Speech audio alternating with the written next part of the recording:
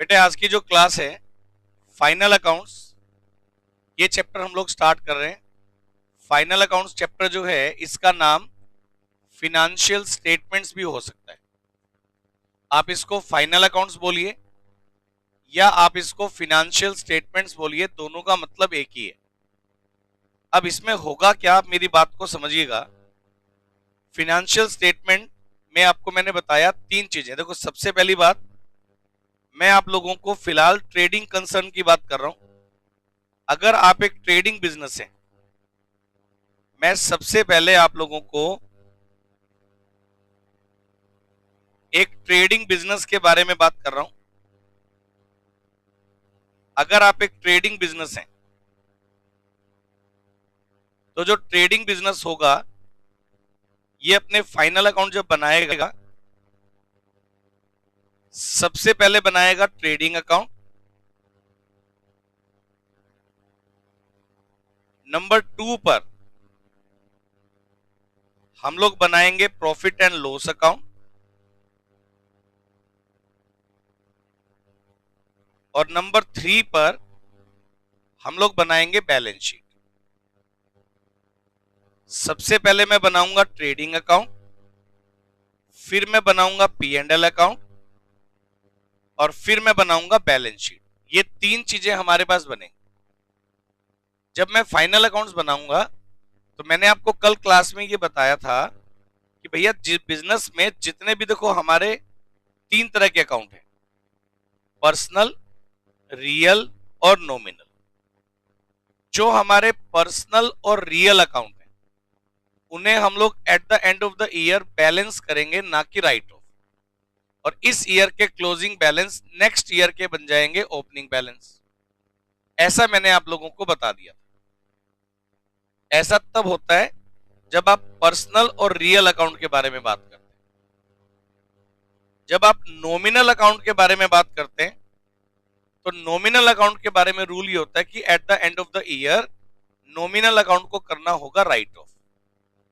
अब nominal account को जब हम राइट ऑफ करेंगे, या तो ट्रेडिंग से राइट ऑफ करेंगे या तो पी एंड एल से। अब नॉमिनल अकाउंट की मैंने दो कैटेगरी बना दी, एक डायरेक्ट और एक इनडायरेक्ट। जितने भी हमारे डायरेक्ट एक्सपेंस या डायरेक्ट इनकम है, इन्हें हम लोग नॉमिनल अकाउंट से राइट ऑफ, डायरेक्ट एक्सपेंस और डायरेक्ट इनकम को हम लोग ट्रेडिंग अकाउंट से राइट ऑफ करेंगे। और जितने हमारे इनडायरेक्ट एक्सपेंस और इनडायरेक्ट इनकम है उन्हें हम लोग पी एंड एल अकाउंट से राइट ऑफ करेंगे। मैंने कल बताया कि डायरेक्ट एक्सपेंस और डायरेक्ट इनकम को हम लोग ट्रेडिंग अकाउंट से, और इनडायरेक्ट एक्सपेंस और इनडायरेक्ट इनकम को हम लोग लेकर जाएंगे पी एंड एल। मैंने कल आपको बेसिक लेवल पर यह बताया था कि भाई डायरेक्ट एक्सपेंस और डायरेक्ट इनकम क्या होती है और इनडायरेक्ट क्या होता है। तो मैंने आपको यह बताया डायरेक्ट और इनडायरेक्ट का डिफरेंस, कि भाई जो एक्सपेंस हमारी कॉस्ट को इंक्रीज करेंगे वो हमारे डायरेक्ट एक्सपेंस होंगे, और जो हमारे प्रॉफिट को रिड्यूस करेंगे, डिक्रीज करेंगे, वो हमारे इनडायरेक्ट एक्सपेंस होंगे। ऐसा मैंने आपको बताया। फिर हम लोगों ने क्या किया, अगर आप इस बुक से पढ़ना स्टार्ट करते हैं बेटे, तो कल मैंने आपको यह बताया था कि जो हमारा trading and P and L account है वो एक पर्टिकुलर पीरियड के लिए बनता है। तो वो आपको एक पर्टिकुलर पीरियड की परफॉर्मेंस बताएगा। और जो हमारी बैलेंस शीट होती है वो एक पर्टिकुलर डेट पर बनती है। तो पर्टिकुलर डेट की क्या हमारी क्या पोजीशन है वो हमें पोजीशन बताएगी। तो जो हमारे डायरेक्ट, जो हमारा trading and P and L है वो बता रहा है परफॉर्मेंस, और जो हमारी बैलेंस शीट है वो हमें बता रही है पोजीशन। इतना काम करने के बाद मैंने ये बताया कि फिनेंशियल स्टेटमेंट में हम जब इनकम स्टेटमेंट की बात करेंगे, आपकी बुक में है ये सब कुछ, तो ट्रेडिंग अकाउंट जो है उससे हम निकालेंगे ग्रॉस प्रॉफिट, और पी एंड एल से हम लोग निकालेंगे नेट प्रॉफिट। और जो बैलेंस शीट है वो पोजीशन स्टेटमेंट है, जो पोजीशन ऑफ एसेट्स और लायबिलिटीज हमें बताएगी। अगर आप फिनेंशियल स्टेटमेंट में पूछेंगे कौन कौन से अकाउंट बनेंगे, सबसे पहले अकाउंट बन सकता है मैन्युफैक्चरिंग अकाउंट, लेकिन ये तभी बनेगा जब आप एक मैन्युफैक्चरिंग कंसर्न है। अगर आप मैन्युफैक्चरिंग कंसर्न नहीं है बल्कि आप ट्रेडिंग कंसर्न है, यानी आप बना बनाया माल लाते हैं और बेच देते हैं, तो आपके फाइनल अकाउंट्स में सबसे पहले बनेगा ट्रेडिंग, फिर बनेगा P&L और फिर बनेगी बैलेंस शीट। लेकिन अगर आप मैन्युफैक्चरिंग कंसर्न है, सबसे पहले बनेगा मैन्युफैक्चरिंग अकाउंट, उससे बनेगा ट्रेडिंग, फिर बनेगा P&L और फिर बनेगी बैलेंस शीट। तो इसको हम एक एक बात को हम लोग सिरे से पढ़ के चलेंगे 1 to 1। अच्छा, इतनी वर्किंग करने के बाद जब हम ट्रेडिंग अकाउंट पे आएंगे तो ट्रेडिंग अकाउंट जो है वो फर्स्ट पार्ट है इनकम स्टेटमेंट का। इसमें थोड़ा मैंने पढ़ने के लिए बताया है कि भाई इसमें डायरेक्ट एक्सपेंस लिखेंगे, डायरेक्ट इनकम लिखेंगे, उसके बाद जो उनको कंपेयर करेंगे तो ग्रोस प्रॉफिट आएगा।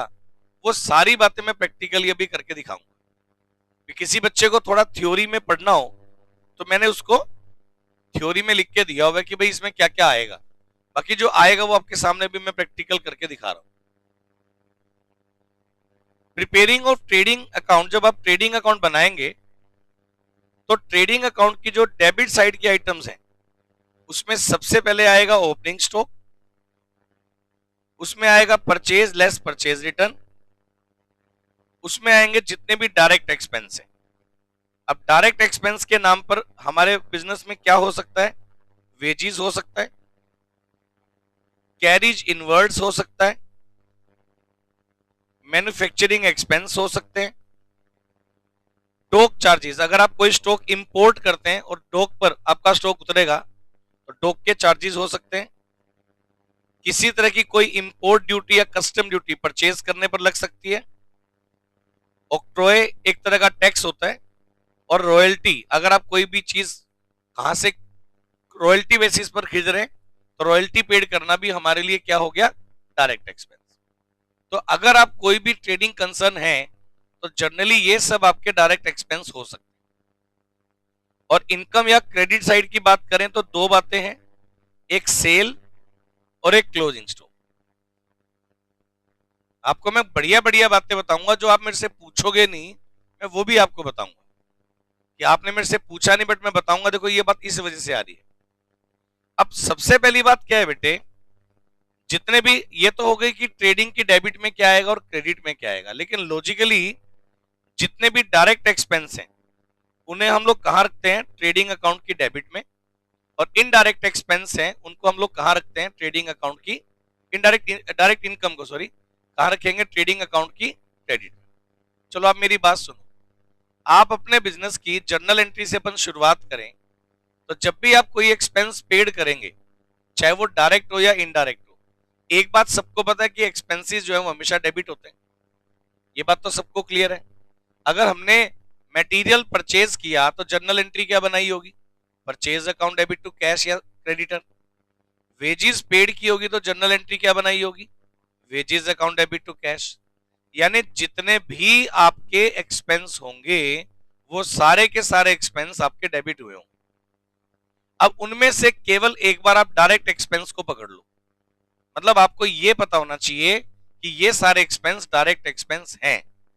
अब डायरेक्ट एक्सपेंस कौन से हैं, जो हमारी कॉस्ट को इंक्रीज करते हैं।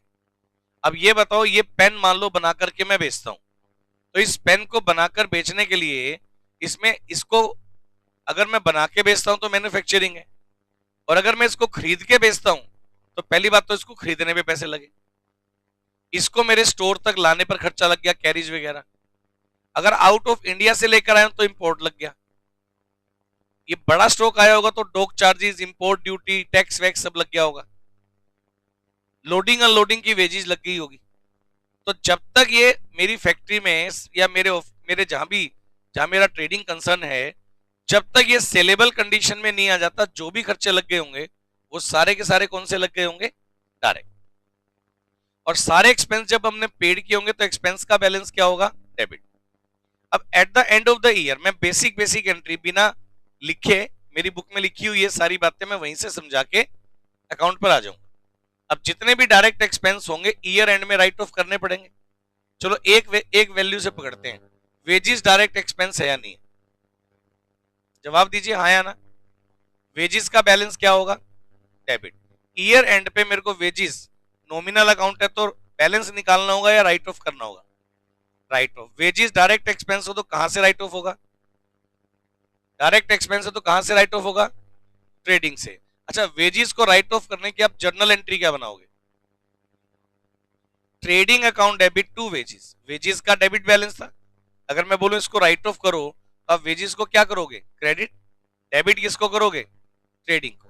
एंट्री क्या बन गई? Trading account debit to wages. Similarly purchase का बैलेंस डेबिट होता है, परचेज एक्सपेंस है, कंज्यूम किया, डेबिट हो गया। अब परचेज को राइट ऑफ करना होगा तो एंट्री क्या बनेगी? Trading account debit to purchases. कोई भी डायरेक्ट एक्सपेंस होगा जिसे मैं राइट ऑफ करूंगा तो जर्नल एंट्री क्या बनेगी बेटा? Trading account debit to expense, जो भी एक्सपेंस का नाम होगा। क्या ये वाली बात क्लियर है? तो पहली एंट्री ये देखिए, सबसे पहले क्लोजिंग एंट्री अपन बनाएंगे जितने भी हमारे एक्सपेंस हैं, जिसमें चाहे ओपनिंग स्टॉक हो, चाहे परचेजेज है, चाहे वेजेस है, चाहे डायरेक्ट एक्सपेंस है, चाहे कैरिज है, गैस फ्यूल पावर है, फ्रेट है, मैन्युफैक्चरिंग एक्सपेंस है, फैक्ट्री रेंट है, कस्टम ड्यूटी है या रॉयल्टी है, ये सारे के सारे मेरे डायरेक्ट एक्सपेंस हैं। इनमें से अगर मैं कुछ भी राइट ऑफ करूंगा तो मेरे को एंट्री क्या बनानी पड़ेगी? Trading account debit to expense account. पहले मेरे को ये वाली बात बताओ, क्लियर है क्या? हाँ या ना?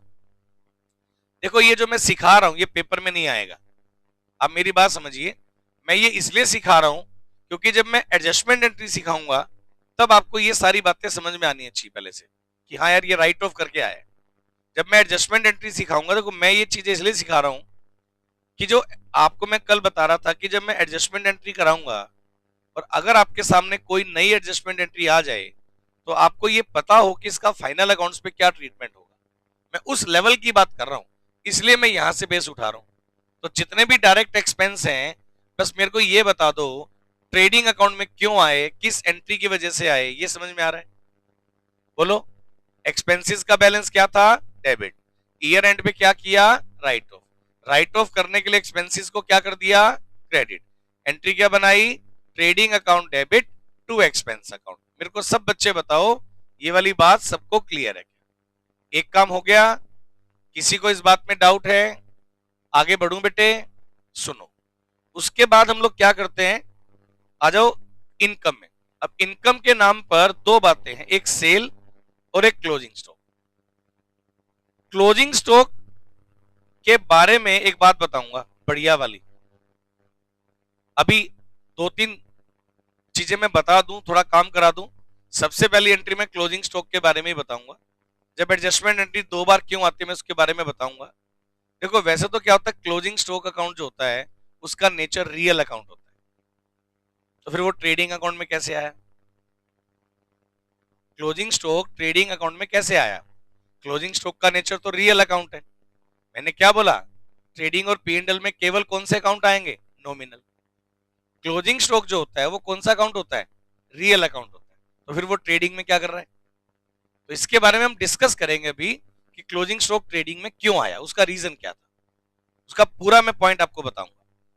और आप लोगों को शायद ये पढ़ने में पहले आया है कि क्लोजिंग स्टॉक ट्रायल बैलेंस के अंदर है तो एक बार आएगा, बाहर है तो दो बार आएगा। सही है ना?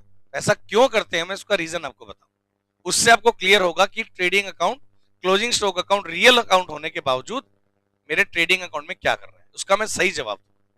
फिलहाल आप मेरी बात सुनिए।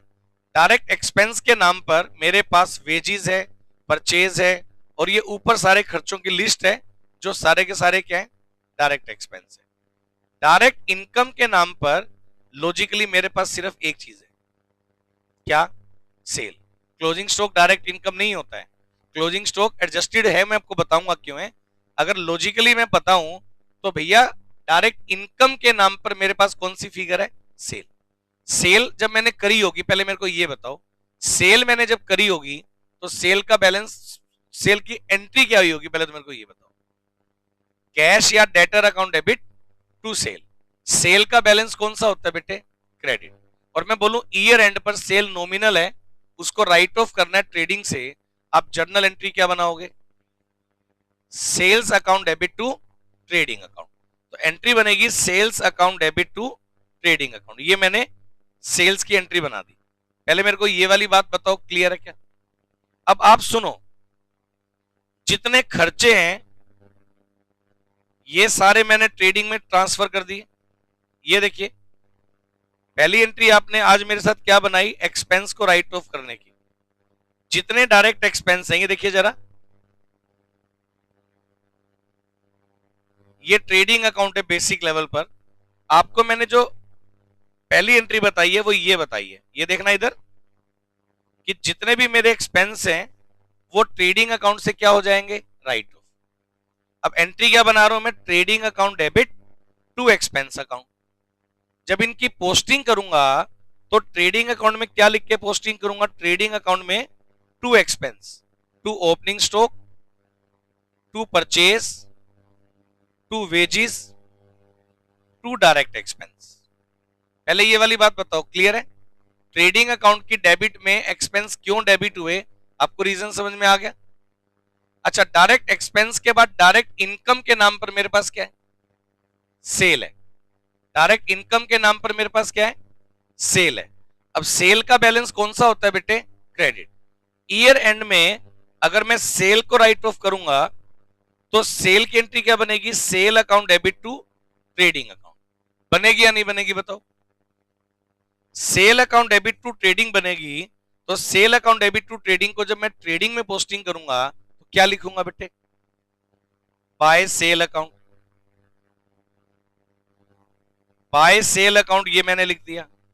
पहले मेरे को सब बच्चे ये वाली बात बताओ, क्लियर है क्या? हाँ या ना? चलूं आगे। और एक इसमें आता है क्लोजिंग स्टॉक। चलो पहले मैं थोड़ा क्लोजिंग स्टॉक के बारे में बताने की कोशिश करता हूं, बता दूं, आप मेरी बात समझिए। पहले मेरे को आप ये बताइए, मैं थोड़ा बीच में कंफ्यूज करूंगा एक बार। परचेज अकाउंट जो होता है उसका नेचर कौन सा होता है, रियल, पर्सनल या नॉमिनल? तो यार मेरे को ना परचेज का जो नेचर है ना वो रियल अकाउंट लगता है, क्योंकि परचेज किसको रिप्रेजेंट करता है, स्टॉक को। परचेज किसके लिए आता है, जब स्टॉक खरीदेंगे तो डेबिट वर्ड कम्स इन लग रहा है। स्टॉक खरीदना, एसेट खरीदना रियल अकाउंट नहीं होना चाहिए क्या? मेरे को हमेशा ये रियल अकाउंट लगता है। स्टॉक खरीदना कौन सा अकाउंट होना चाहिए, रियल। जब आप मशीनरी खरीदते हो तो भी तो आपने एसेट खरीदी ना, तो मशीनरी खरीदने को आप रियल अकाउंट क्यों बोलते हो, स्टॉक खरीदने को आप रियल अकाउंट क्यों नहीं बोलते हो? उसका रीजन ये होता है, उसका ये रीजन होता है कि स्टॉक जब आप खरीदते हो तो स्टॉक कंज्यूम हो जाता है। एसेट जब आप खरीदते हो तो एसेट कंज्यूम नहीं होती। एसेट में से कंज्यूम होता है उसका डेप्रिसिएशन, जिसे हम नॉमिनल मान लेते हैं। लेकिन स्टॉक रीसेल पर्पस के लिए, कंजम्पशन के लिए, इसलिए स्टॉक को हम लोग किस कैटेगरी में रखते हैं, नॉमिनल। मेरी पूरी बात सुनते जाना। स्टॉक को हम कौन सी कैटेगरी में रखते हैं, नॉमिनल।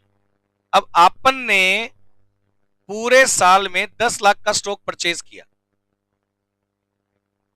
अपन ने पूरे साल में कितने रुपए का स्टॉक परचेज किया?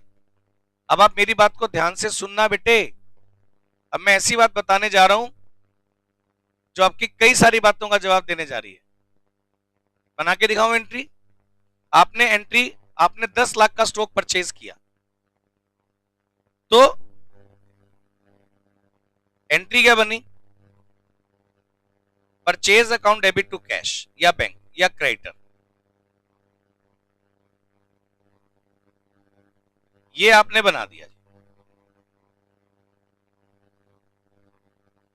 क्लियर है? अब परचेज कौन सा अकाउंट है, नॉमिनल। ईयर एंड पे आप इसको कहां से राइट ऑफ करोगे, ट्रेडिंग से। करोगे नहीं करोगे? मैं थोड़ा जो बात बता रहा हूं उसमें एक बार थोड़ा थोड़ा आपको शायद कंफ्यूजन हो जाए, फिर मैं इसको बाइफरकेट करके समझा दूं। परचेज नॉमिनल अकाउंट है, ईयर एंड पे क्या कर दोगे, राइट ऑफ। कहां से राइट ऑफ कर दोगे, ट्रेडिंग से। अगली एंट्री आपने बना दी ट्रेडिंग अकाउंट डेबिट, क्योंकि नॉमिनल है तो राइट ऑफ तो करना पड़ेगा। Trading account debit to purchase. ये 10 लाख रुपए परचेज को आपने ट्रेडिंग अकाउंट से राइट ऑफ कर दिया और 10 लाख रुपए परचेज की वैल्यू ट्रेडिंग अकाउंट की डेबिट साइड में भी आ गई।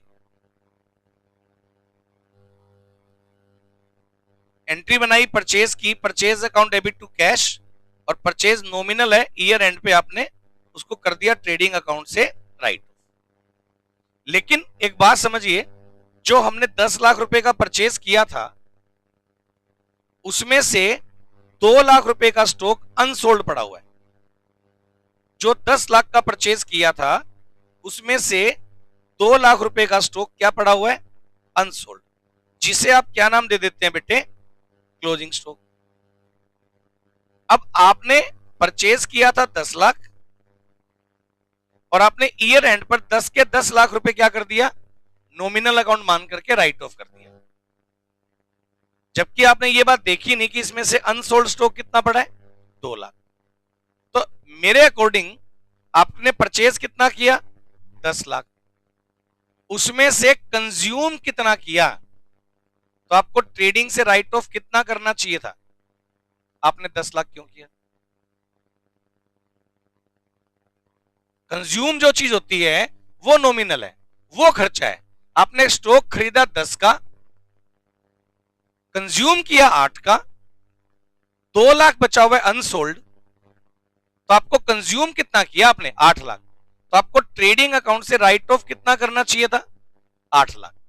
लेकिन आपने कितना कर दिया? 10 लाख।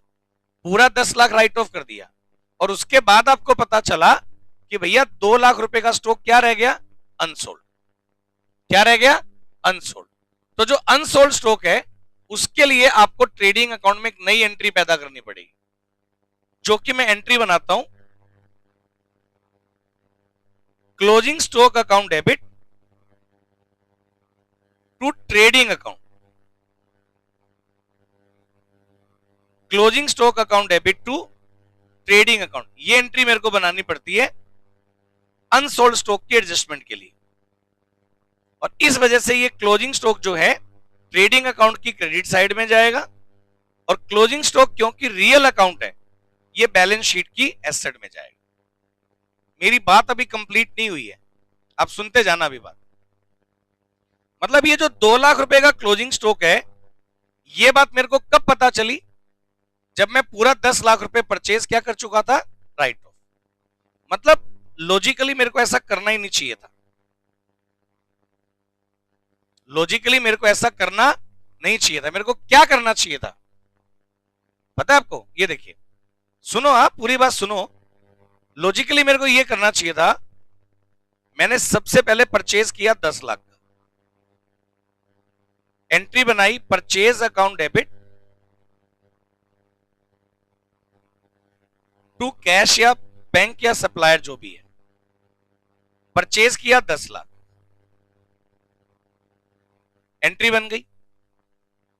ईयर एंड पे मैंने देखा कि इस परचेज में से अनसोल्ड कितना है? 2 लाख। तो मेरे को इस परचेज को राइट ऑफ करने से पहले इसमें से क्या निकाल लेना चाहिए था? Closing stock. मेरे को दूसरी एंट्री बनानी चाहिए थी closing stock account debit to purchase. मेरे को ये एंट्री बनानी चाहिए थी। अगर ये एंट्री मैं बना देता कब? नॉमिनल अकाउंट को राइट ऑफ करने से पहले, तो ये एंट्री बनानी चाहिए थी closing stock account debit to purchase.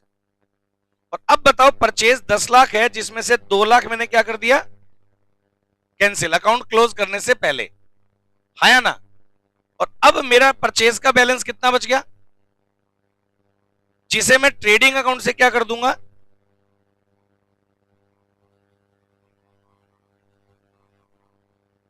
Trading account debit to purchase 8 lakh. अगर मैं अकाउंट्स ऐसे बनाता, रिजल्ट ये और वो सेम आएगा। आप एंट्री को कट करोगे ना, रिजल्ट सेम आएगा। लेकिन ये वाली जो एंट्री है, ये एंट्री आपने कब कर दी? अकाउंट्स क्लोज करने से पहले या बाद? तो ये ट्रायल बैलेंस में आ जाएगी। अब ये क्लोजिंग स्टॉक इस एंट्री की वजह से कहां जाएगा? ट्रायल बैलेंस में। और ट्रायल बैलेंस में आ जाएगा तो जो क्लोजिंग स्टॉक ट्रायल बैलेंस में है वो सीधा कहां जाएगा? बैलेंस शीट में, क्योंकि ट्रेडिंग अकाउंट से अल्टीमेटली कितना राइट ऑफ हो गया? 8 लाख। अब दो बातें हैं, अगर आप देखोगे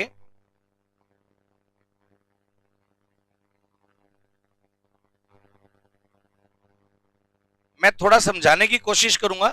हाँ, ये हो सकता है कई बार जब मैं इन डेप्थ कोई कंसेप्ट बताऊंगा तो एक बार थोड़ा रुक के समझ में आए आपको, लेकिन बढ़िया समझ में आएगा। ये देखो मैंने क्या किया, आप सुनो पहले मेरी बात।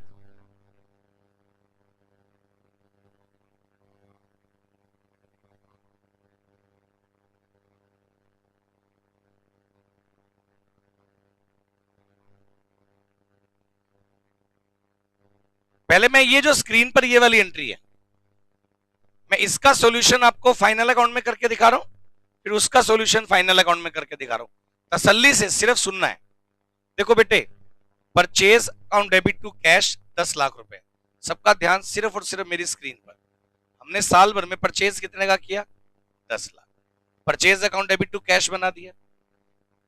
जब ईयर एंड हुआ तो मेरे को पता चला कि 10 लाख रुपए में से कितने रुपए का स्टॉक अनसोल्ड है। यह बात मेरे को कब पता चली? क्लोजिंग एंट्री बनाने से पहले। तो मैंने एक एंट्री बना दी, closing stock account debit to purchase. हां या ना? क्लोजिंग स्टॉक नाम का एक नया लेजर खुल गया। क्लोजिंग स्टॉक नाम का एक नया लेजर खुल गया। क्लोजिंग स्टॉक का नेचर क्या होता है? Real account. कौन सा अकाउंट होता है? तो राइट ऑफ तो करना नहीं है, तो क्लोजिंग स्टॉक को राइट ऑफ नहीं करना, तो क्लोजिंग स्टॉक को मैं कहां ले गया? बैलेंस शीट के एसेट। एक सेकंड बेटा।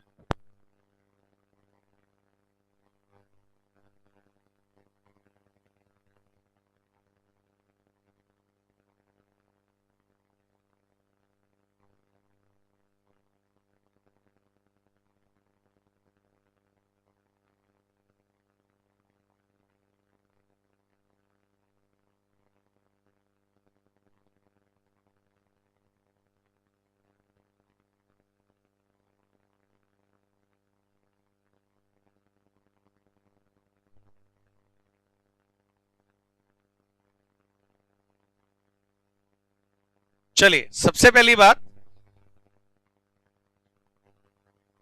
यहां हमने क्या किया सुनिए।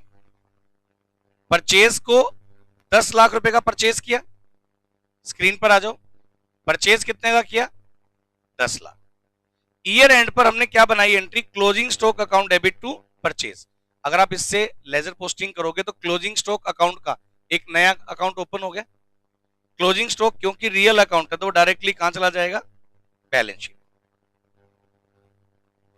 क्लोजिंग स्टॉक डायरेक्टली कहां चला जाएगा? Balance sheet. क्लोजिंग स्टॉक चला जाएगा बैलेंस शीट।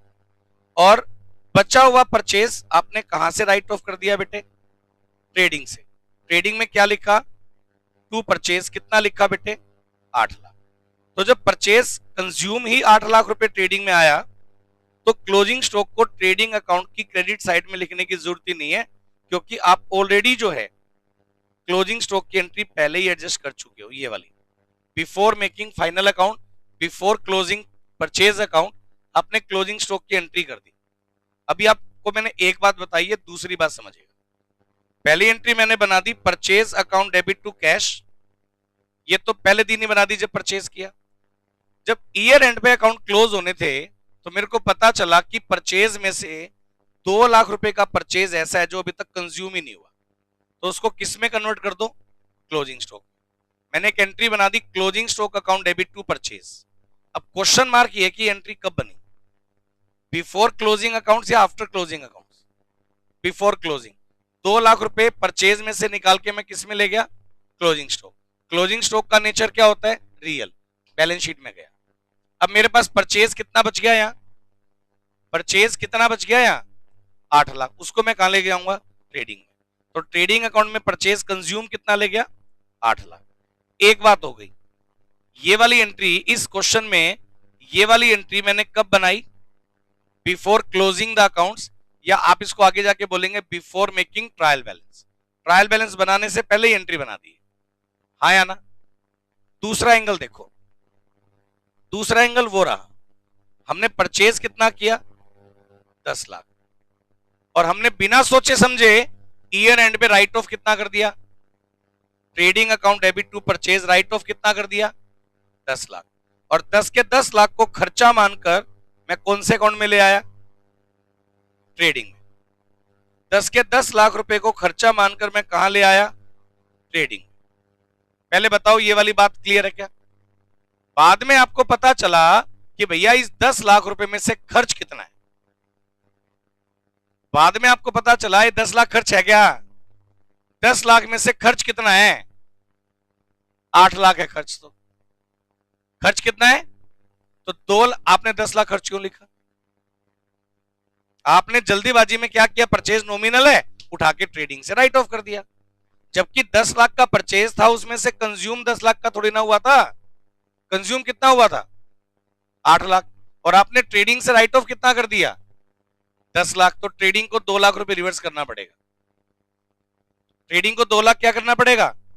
रिवर्स। तो ट्रेडिंग को जो क्लोजिंग स्टॉक की एंट्री एक्चुअल में बननी चाहिए थी, closing stock account debit to purchase, ये बनती है क्लोजिंग स्टॉक की एंट्री। ये एंट्री होनी चाहिए क्लोजिंग स्टॉक की, क्लोजिंग स्टॉक टू परचेज। लेकिन आपने तो वेट ही नहीं किया, आपने उठा के परचेज को क्या कर दिया? Right of. कहां से राइट ऑफ कर दिया? ट्रेडिंग से। हाँ या ना? ट्रेडिंग में परचेज कितना आ गया? 10 लाख। उसके बाद आपको पता चला कि भैया 10 में से 2 लाख का तो क्या रह गया था? अनसोल्ड। हाँ या ना? तो जो अनसोल्ड स्टॉक है वो आपने राइट ऑफ क्यों कर दिया? वो तो कंज्यूम ही नहीं हुआ। उसके लिए क्या करना पड़ेगा? ट्रेडिंग को वापस से 2 लाख रिवर्स करना पड़ेगा। हाँ या ना?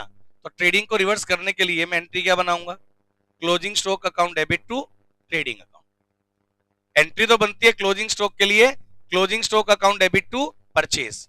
बट वहां मैं परचेज लिखूं कैसे? परचेज तो अपने किससे राइट ऑफ कर दिया? ट्रेडिंग से। तो मैं रेक्टिफाई किसको करूंगा? ट्रेडिंग को। तो एंट्री क्या बनाऊंगा? Closing stock account debit to trading. और इसकी पोस्टिंग करूंगा तो क्या करूंगा? तो 2 लाख रुपए क्लोजिंग स्टॉक मेरे को कहां दिखाना पड़ेगा? ट्रेडिंग अकाउंट की क्रेडिट साइड। और क्योंकि क्लोजिंग स्टॉक रियल अकाउंट है तो क्लोजिंग स्टॉक उसके बाद कहां जाएगा? बैलेंस शीट की एसेट साइड।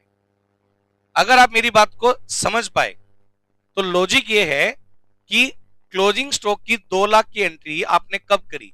फाइनल अकाउंट बनाने से या क्लोजिंग एंट्री बनाने से पहले या बाद में? अगर 2 लाख रुपए क्लोजिंग स्टॉक, इधर वापिस से सुन लो, परचेज हमने कितना करा था? 10 लाख। ईयर एंड में उसमें से अनसोल्ड कितना रह गया? 2 लाख, जिसे आपने क्या नाम दे दिया? Closing stock. अब क्लोजिंग स्टॉक की एंट्री कब करनी चाहिए? क्लोजिंग एंट्री बनाने से पहले। तो ये एंट्री बनेगी closing stock account debit to purchase. Purchase में से 2 लाख रुपए क्लोजिंग स्टॉक निकल जाएगा। अब क्योंकि क्लोजिंग स्टॉक रियल अकाउंट है तो वो बैलेंस शीट में डायरेक्ट चला गया। और परचेज 10 लाख डेबिट था, 2 लाख क्रेडिट कर दिया, तो परचेज बच गया कितना? 8 लाख। तो उसको कहां से राइट ऑफ कर दोगे? ट्रेडिंग से। Trading account debit to purchase, तो अल्टीमेटली ट्रेडिंग अकाउंट की डेबिट में परचेज कितना आ गया? 8 लाख। तो अब क्लोजिंग स्टॉक इसमें आएगा ही नहीं क्योंकि वो पहले से एडजस्ट है। और एक अगर मैं ये बोलूं कि भैया परचेज किया 10 लाख, आपने राइट ऑफ भी कर दिया 10 लाख, जबकि कंज्यूम 10 लाख था ही नहीं। कंज्यूम तो कितना था? 8 लाख। आपने राइट ऑफ 10 लाख क्यों किया भाई? और राइट ऑफ 10 लाख कर दिया जिसमें 2 लाख रुपए का क्या पड़ा था? अनसोल्ड। उसको रिवर्स करो। रिवर्स करेंगे तो एंट्री क्या बनानी पड़ेगी? Closing stock account debit to trading. इसलिए हम लोग ये एंट्री बनाते हैं। अगर आपको मेरी बात समझ में आ रही, कंसेप्ट तो देखो ये है। अब फिर बात वही आ जाती है, जिसको समझ में आ गया उसका तो बल्ले बल्ले, और जिसको नहीं समझ में आया वो कहते हैं सर को पढ़ाना नहीं आता। लॉजिक ये है। अब धीरे धीरे करके चीजों को मैं एनालिसिस करवाऊंगा।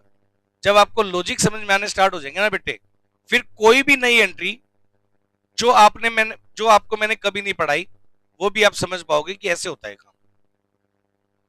क्लियर है? चलिए मैंने एक बात बताइए कि अगर ये एंट्री, ये देखिए क्लोजिंग स्टॉक की एंट्री, वापिस से सुन लो, जब मैंने क्लोजिंग स्टॉक टू परचेज बनाई होगी, आप बस मेरे को ये बताओ ये एंट्री कब बनी होगी? बिफोर मेकिंग ट्रायल बैलेंस या after making trial balance? Before making trial balance बन गई। तो जब ये entry before making trial balance बना दिया तो परचेज का बैलेंस डेबिट कितना था? 10 लाख। 2 लाख की मैंने एंट्री बना दी, तो आफ्टर दैट परचेज का बैलेंस कितना रह गया? 8 लाख। वो तो चला गया ट्रेडिंग में, और जो 2 लाख का क्लोजिंग स्टॉक है वो डायरेक्ट चला गया बैलेंस शीट की एसेट में। ये ऐसे बनेगा। और अगर मान लीजिए इधर हम लोग बात करते हैं कि भैया परचेज का बैलेंस था 10 लाख, ईयर एंड पे राइट ऑफ कर दिया 10 लाख, इसका मतलब आप फाइनल अकाउंट क्लोज कर चुके हैं लेकिन आपने क्लोजिंग स्टॉक की एंट्री नहीं बनाई।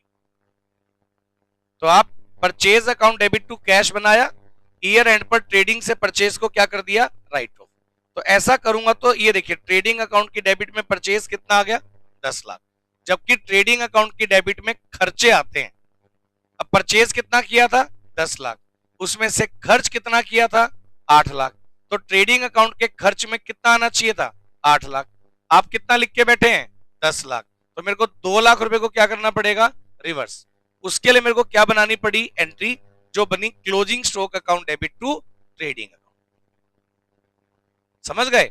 अब जितने भी बच्चे यहां बैठे हैं, मैंने कभी भी रेक्टिफिकेशन में भी एंट्री बनवाई थी क्लोजिंग स्टॉक के लिए। तो जब भी मैंने आज तक क्लोजिंग स्टॉक की वैल्यू की एंट्री बनाई, तो क्लोजिंग स्टॉक की एंट्री आज तक मैंने क्या पढ़ाई है आप लोगों को, closing stock account debit to trading. अब आज मैं ये बताना चाह रहा हूं, जब भी मैंने पढ़ाया होगा तब मैंने ये बोला होगा, बेटा जब फाइनल अकाउंट्स कराऊंगा ना तब मैं बताऊंगा ये एंट्री क्यों बनती है। आज मैंने बता दिया कि एंट्री क्यों बनती है। सही है।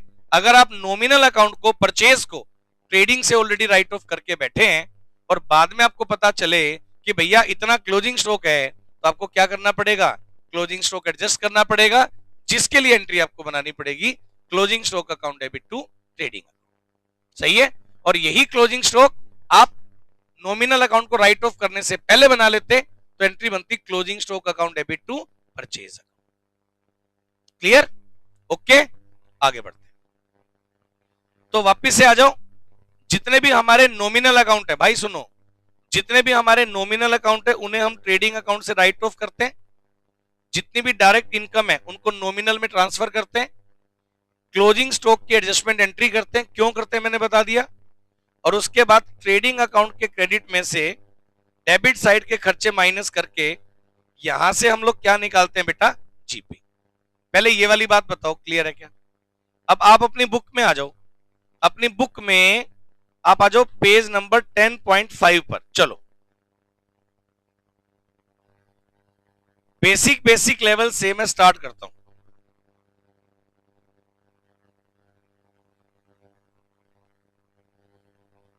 टेन 10.5 पर आप देखिएगा, मेरे पास यहां एक क्वेश्चन है, prepare trading account for the year ending 31 March 2012। Data हमें दिया हुआ है,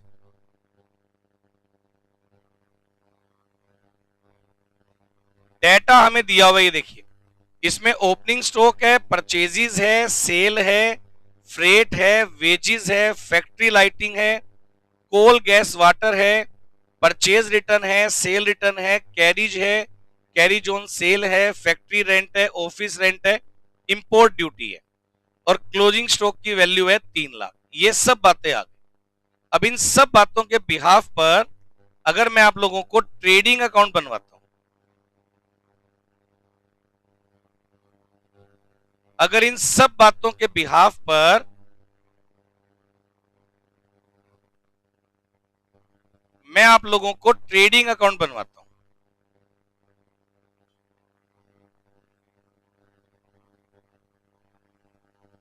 तो भैया ट्रेडिंग अकाउंट में सबसे पहली बात, मेरे पास जो डेटा था उसमें पहली फिगर है ओपनिंग स्टॉक।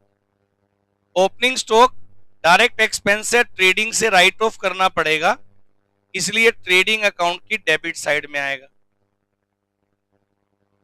परचेजेस 10 लाख है,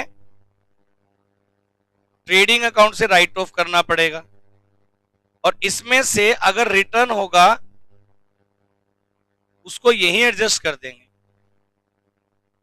अगली फिगर सेल है, सेल की वैल्यू है 25 लाख, ये इधर आ गया। अगली फिगर फ्रेट एंड ऑक्ट्रॉय है, डायरेक्ट एक्सपेंस है, फ्रेट एंड ऑक्ट्रॉय 32,500। उसके बाद वेजेस है, डायरेक्ट एक्सपेंस है 1,50,000। उसके बाद फैक्ट्री लाइटिंग है डायरेक्ट एक्सपेंस है ट्रेडिंग अकाउंट से राइट ऑफ। उसके बाद कोल गैस वाटर है डायरेक्ट एक्सपेंस है राइट ऑफ। उसके बाद परचेज रिटर्न है 60,000 रुपए, माइनस किया 9,40,000। उसके बाद सेल रिटर्न है, माइनस किया, ये आ गया 24 लाख। उसके बाद कैरीज ऑन परचेज है 40,000 रुपए, डायरेक्ट एक्सपेंस है ट्रेडिंग अकाउंट में। उसके बाद कैरीज ऑन सेल है जो कि इनडायरेक्ट एक्सपेंस होता है, उसको P&L से राइट ऑफ करना है, यहां नहीं करना। उसके बाद फैक्ट्री रेंट है,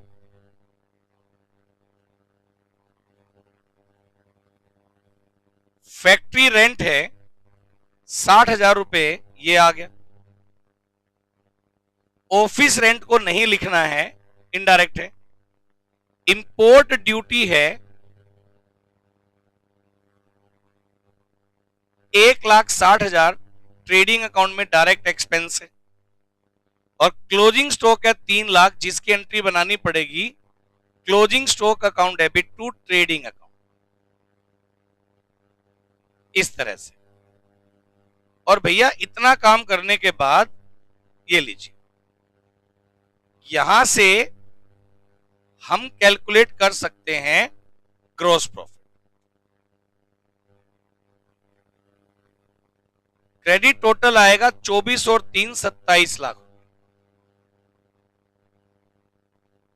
और डेबिट में आएगा 2 लाख, 9,40,000, 32,500, 1,50,000, 54,000, 11,000, 40,000, 60,000 और 1,60,000। माइनस करेंगे 27 लाख में से 10,52,500, ये हमारा जीपी आ जाएगा, और टोटल आएगा 27 लाख। ये ऐसे आ जाएगा, टोटल आ जाएगा 27 लाख, ये ऐसे आ जाएगा। इस तरह से इस वैल्यू को हम लोग लेकर के चलेंगे। एक भी स्टूडेंट को अगर इस बात को समझने में अगर कोई डाउट है तो मेरे को बताइए। नहीं, ओपनिंग स्टॉक कंज्यूमेबल आइटम है बेटा, रियल नहीं होगा। ओपनिंग स्टॉक तो आपने इस साल कंज्यूम कर लिया, इसलिए वो पूरा का पूरा नॉमिनल है। ओपनिंग स्टॉक को आप कंज्यूम कर लेंगे ना, जो चीज कंज्यूम हो गई वो नॉमिनल है, फिर तो परचेज भी रियल ही हुआ, स्टॉक तो आया ही है उसमें भी। जो कंज्यूम हो गया उसको मैं नॉमिनल बोलता हूं।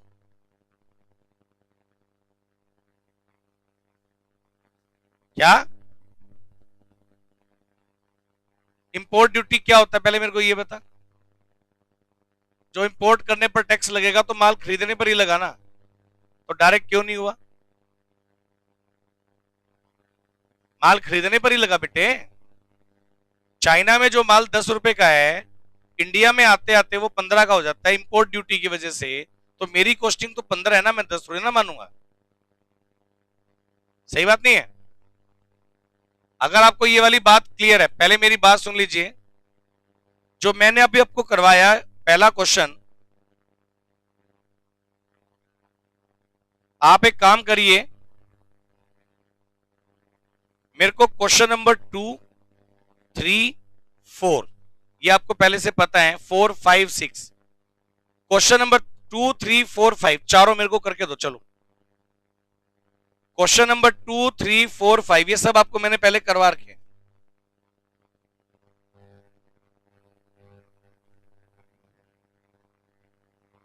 कर लिए क्या बेटा क्वेश्चन ये?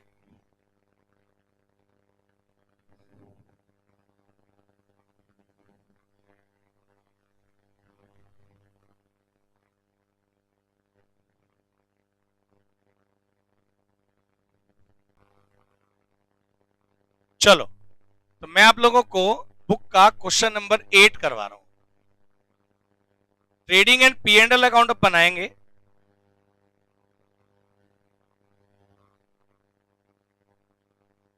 Trading and P and L बनाएंगे, ये देखिए आपकी बुक के पेज नंबर 10.19 पेज पर मैं हूं, जहां मैं trading and P and L बना रहा हूं।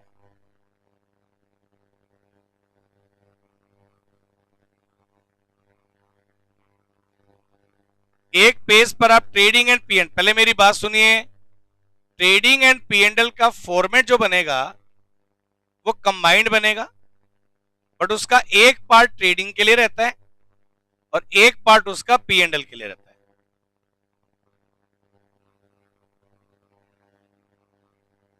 और एक पार्ट हम लोग बना देंगे बैलेंस शीट।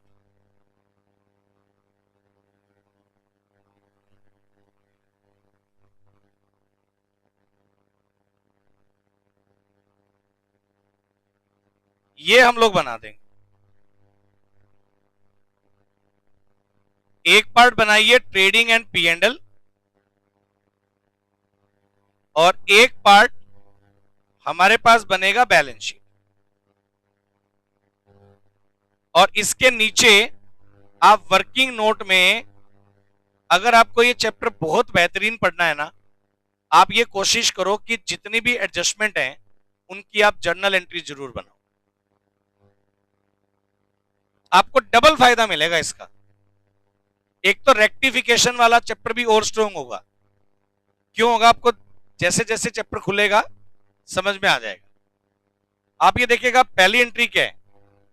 Closing stock. पहले मेरी बात सुनो, मेरे पास ट्रायल बैलेंस है। ट्रायल बैलेंस में डेबिट बैलेंस और क्रेडिट बैलेंस देकर के ट्रायल बैलेंस इन्होंने मैच कर दिया। ट्रायल बैलेंस के नीचे कुछ एडजस्टमेंट एंट्री दे रखी है। क्वेश्चन की प्रैक्टिस ये रहेगी कि आप पहले trading P and L balance sheet का फॉर्मेट बना लें। जितनी एडजस्टमेंट एंट्री ट्रायल बैलेंस के नीचे दे रखी है, पहले आप 1 to 1 उन एडजस्टमेंट एंट्री को डील करें। पहली एडजस्टमेंट एंट्री मेरे पास है, क्लोजिंग स्टॉक है 16,000। बेटा क्लोजिंग स्टॉक की एडजस्टमेंट एंट्री क्या बनेगी बताओ जरा? Entry closing stock account debit to trading account बनाओ। Closing stock account debit to trading account 16,000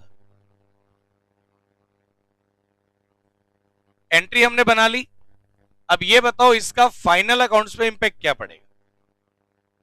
अब ये आएगा एक तो ट्रेडिंग अकाउंट की क्रेडिट साइड, क्लोजिंग स्टॉक एक तो आ जाएगा ट्रेडिंग अकाउंट की क्रेडिट साइड, और क्लोजिंग स्टॉक एक आ जाएगा बैलेंस शीट की एसेट साइड। लिखिए,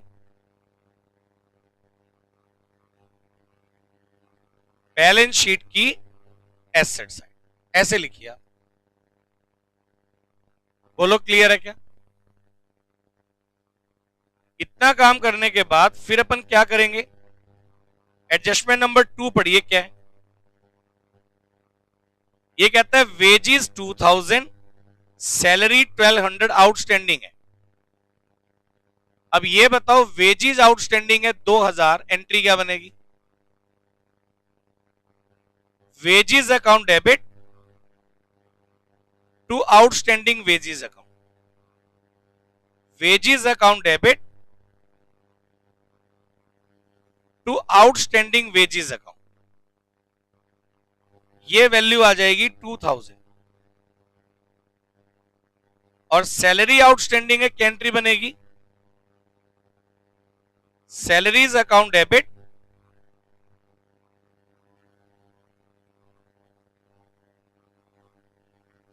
टू आउटस्टैंडिंग सैलरीज अकाउंट। बोलो ये वाली बात तो क्या? Wages account debit to outstanding wages, और सैलरीज में बनेगी salaries account debit to outstanding salaries. अब बताओ वेजेस के लिए wages account debit to outstanding wages, wages nominal account है, वेजिज में जाके ऐड हो जाएगा और आउटस्टैंडिंग वेजिज लायबिलिटी में आ जाएगा।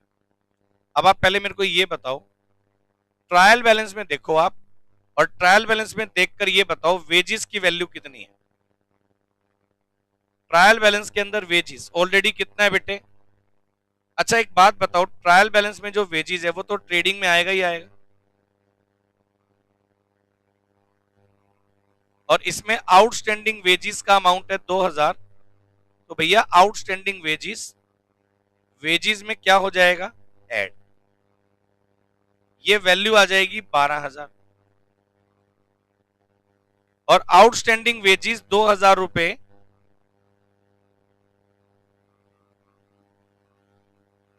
लाइबिलिटीज में आ जाएगा। आउटस्टैंडिंग वेजिज 2000 रुपए लाइबिलिटीज में आ जाएगा। मेरे को पहले सब बच्चे बताओ, ये वाली बात क्लियर है? हाँ जी, पे कर दिया होता फिर वो आउटस्टैंडिंग क्यों होता? आज मेरे पास पैसे ही नहीं है पे करने के लिए।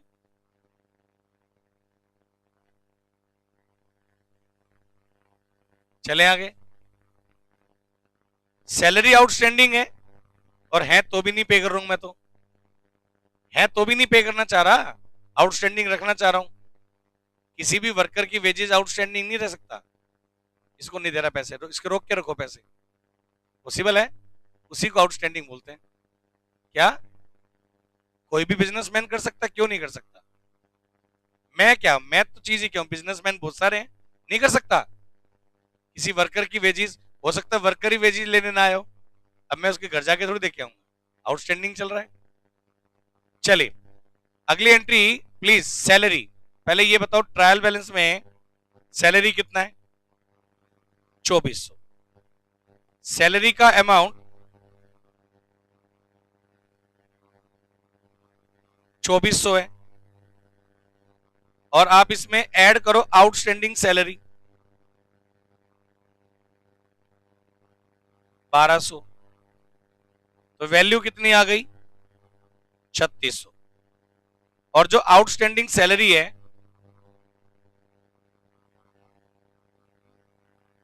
1200 रुपए, ये बैलेंस शीट में आ गया। आउटस्टैंडिंग सैलरी 1200 रुपए, ये बैलेंस शीट में आ गया लाइबिलिटीज में। आउटस्टैंडिंग सैलरीज के बाद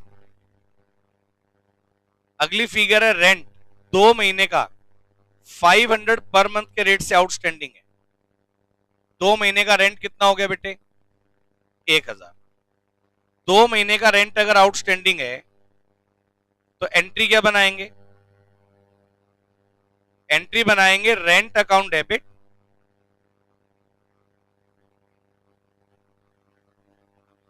टू आउटस्टैंडिंग रेंट। 500 रुपए पर मंथ के रेट से 2 महीने का रेंट बन गया 1000। 500 रुपए पर मंथ के रेट से 2 महीने का रेंट बन गया 1000। रेंट अगर आउटस्टैंडिंग है, एंट्री बन गई rent account debit to outstanding rent account. सही है? अब आप मेरे को ये बताइए, आपके ट्रायल बैलेंस में ऑलरेडी रेंट कितना है? ट्रायल बैलेंस के अंदर रेंट एंड टैक्सेस ये रहा 1800 है, तो रेंट एंड टैक्सेस 1800, पहली बात तो P&L में आ गया। रेंट एंड टैक्सेस 1800 P&L में आ गया। उसमें ऐड करिए आउटस्टैंडिंग रेंट 1000, तो ये वैल्यू आ गई 2800 रुपए। ये वैल्यू आ गई 2800 रुपए।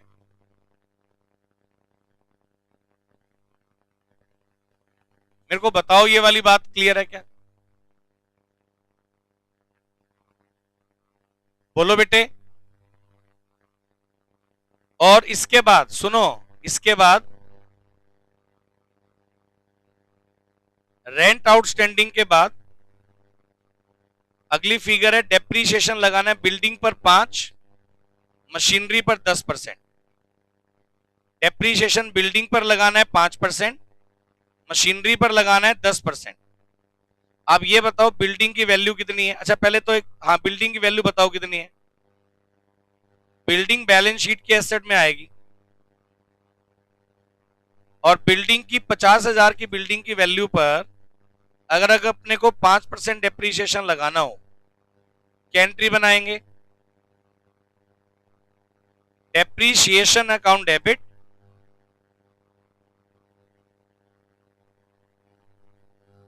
To building account. कितना अमाउंट आएगा बेटे? 2500। एंट्री बनेगी depreciation account debit to building 2500। अब डेप्रीशिएशन अगर आप लगाएंगे बिल्डिंग पर, तो डेप्रीशिएशन का जो अमाउंट है एक तो बिल्डिंग में से लेस हो जाएगा, वैल्यू रह जाएगी 47,500, और जो 2500 रुपए डेप्रीशिएशन है बेटे, डेप्रीशिएशन ऑन बिल्डिंग,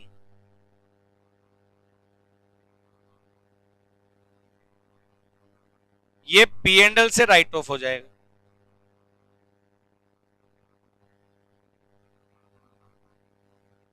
इसके बाद आप देखिए मशीनरी पर डेप्रीशिएशन लगाना है 10%। प्लीज आप ये बताओ मशीनरी की वैल्यू कितनी है, देखकर बताओ। मशीनरी हमारे पास है 20,000। पहले आप एक काम करो, मशीनरी 20,000 है, मशीनरी की वैल्यू 20,000 रुपए बैलेंस शीट में रखिए। चलिए,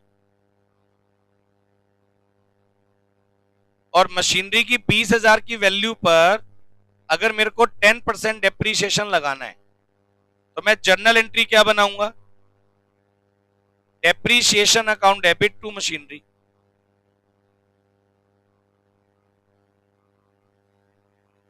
और ये बनाऊंगा मैं 2,000। 2,000 रुपए डेप्रीशिएशन लगाएंगे,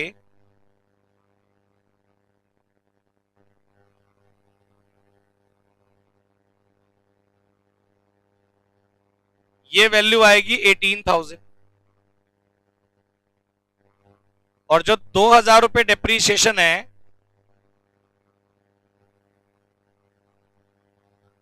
डेप्रीशिएशन ऑन मशीनरी 2,000 रुपए ये आ गया। मशीनरी के डेप्रीशिएशन के बाद नेक्स्ट एंट्री क्या है बेटा? नेक्स्ट एंट्री और लास्ट एडजस्टमेंट है प्रीपेड इंश्योरेंस है 200। अब पहली बात तो प्रीपेड इंश्योरेंस की जर्नल एंट्री क्या बनेगी? एंट्री बनाएंगे prepaid insurance account debit to insurance account 200 रुपए। अब जो प्रीपेड इंश्योरेंस है उसको अपन एक तो इंश्योरेंस में से माइनस कर देंगे। आप ये बताइए इंश्योरेंस का अमाउंट कितना है? फायर इंश्योरेंस है 800 रुपए, लेस करिए प्रीपेड इंश्योरेंस, तो ये आ जाएगा 600। और प्रीपेड इंश्योरेंस का जो अमाउंट है ये बैलेंस शीट की एसेट में आ जाएगा। प्रीपेड इंश्योरेंस का अमाउंट बैलेंस शीट की एसेट में आ जाएगा। इतना काम करने के बाद पहले आप मेरी बात सुन लो ध्यान से बेटे। एडजस्टमेंट मैंने सारी कर दी। अब आप एक एक करके फिगर टू फिगर आओ। पहली फिगर है ओपनिंग स्टॉक 12,000। बताइए कहां रखूं? ओपनिंग स्टॉक 12,000 रुपए है, ट्रेडिंग में आ जाए। उसके बाद है परचेजेस 40,000,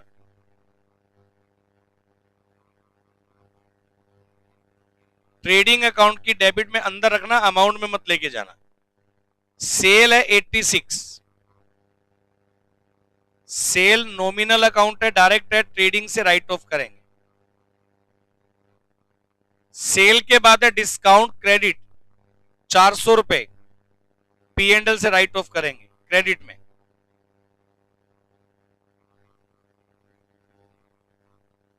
पहले ये बताओ, मैं जल्दी जल्दी तो नहीं करा रहा, आपको इतना क्लियर है क्या? हाँ जी। इसके बाद डिस्काउंट के बाद अगली फिगर है सेल्स रिटर्न 6000। क्या करेंगे बेटे?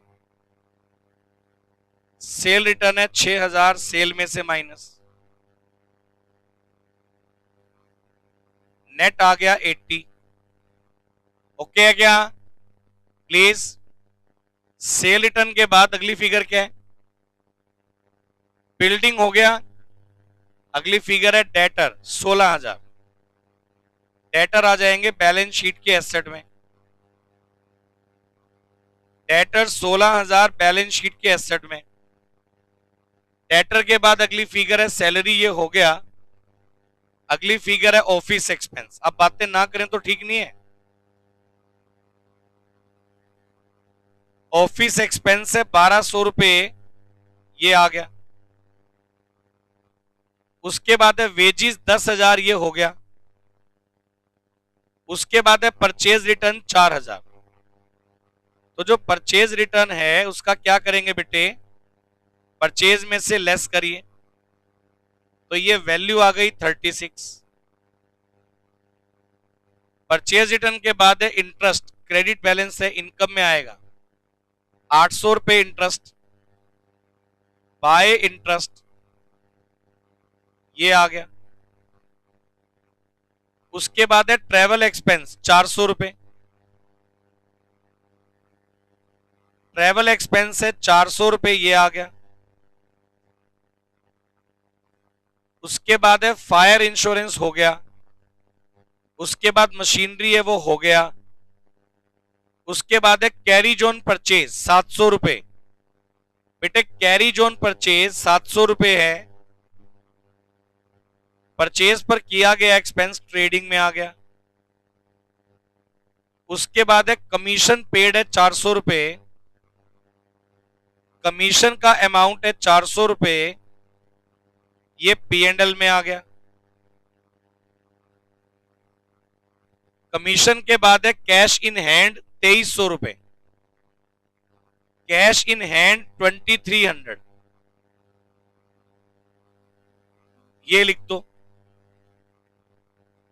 कैश इन हैंड के बाद रेंट है 1800, हो गया।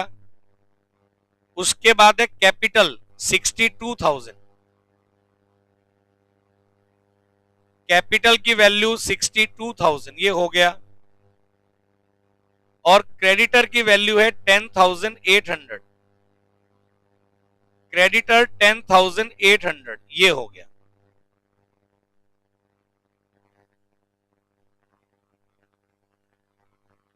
बैलेंस शीट में आउटस्टैंडिंग रेंट भी आएगा, जो कि ये वाली एंट्री का मैं लिखना भूल गया था, 1000 रुपए। बैलेंस शीट में आउटस्टैंडिंग रेंट 1000 रुपए एडजस्टमेंट एंट्री में जब था, मैं लिखना भूल गया था, आप लिख दीजिए। और उसके बाद बेटे ये सारी फिगर आने के बाद यहां से जो निकलेगा उसे अपन क्या बोलेंगे? Gross profit. यहां से जो ग्रॉस प्रॉफिट की वैल्यू आ रही है 96,000। डेबिट साइड में 12, 36, 12 और 700 माइनस करेंगे तो ग्रॉस प्रॉफिट की वैल्यू है 35,300। बाय ग्रॉस प्रॉफिट 35,300, ये आ गया। टोटल करिए 35,300 प्लस 400 प्लस 800, ये वैल्यू आ गई 36,500। डेबिट साइड में 3600, 2800, 2500, 2000, 600, 1200, 400, 400 माइनस करके चलेंगे तो भाई नेट प्रॉफिट आ गया 23,000।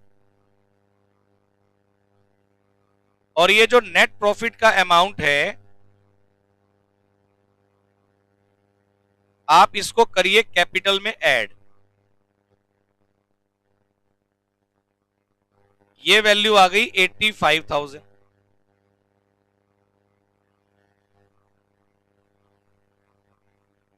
अब आप आओ 2,000 प्लस 1,200, 85,000, 10,800 और 1,000 टोटल करेंगे तो ये वैल्यू आ गई 1,00,000। इधर 16,000, 47,500, 18,200, 16,000, 2,300, ये टोटल वैल्यू आ गई 1,00,000। इस तरह से ये वर्किंग करेंगे। अगर एक भी स्टूडेंट को इस बात को समझने में अगर कोई डाउट है तो आप मेरे को बताइए।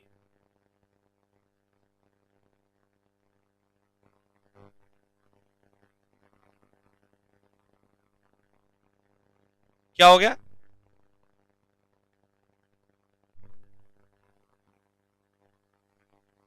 कमीशन जो है वो डायरेक्ट इनडायरेक्ट एक्सपेंस है, सेल पर दिया।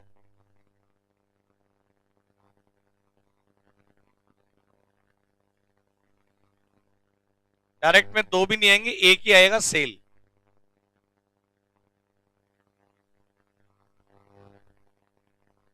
आप मेरे को बताओ ये वाली बात क्लियर है क्या? मैंने अभी आपको कोई होमवर्क नहीं दिया, मैंने आज आपको कोई होमवर्क नहीं दिया इस चैप्टर से, क्योंकि अभी मेरे पास होमवर्क बन ही नहीं रहा। मैंने आपको चैप्टर शुरू करवा दिया है। अब आप मेरी बात सुन लीजिए। अब डेली का डेली क्या चलने वाला है इस चैप्टर में, बस अब मैं डेली आपको नई नई एडजस्टमेंट कराऊंगा कुछ। अब जैसे अभी तक मैंने, सबका ध्यान मेरे साथ, अभी तक मैंने 4 एडजस्टमेंट करा दी। अब ये चारों एडजस्टमेंट अगले क्वेश्चन में भी तो आएंगी ना, तो 4 मैंने बता दी, अगले में आएंगे वो तो अपन डायरेक्ट फिल ही करेंगे। नेक्स्ट क्लास में मैं कुछ और नई एडजस्टमेंट बताऊंगा। अब नए वाली प्लस पुराने वाली मिलकर के क्वेश्चन में आ जाएंगी। फिर अगले क्वेश्चन में फिर मैं कुछ नई बताऊंगा। डेली रूटीन में ऐसा चलेगा। बात समझ में आ रही है? डेली रूटीन में ऐसा चलेगा और 1 to 1 हम आपस को करते चले। ठीक है बेटे, आजकल इतना करें, नेक्स्ट क्लास फिर कल करेंगे।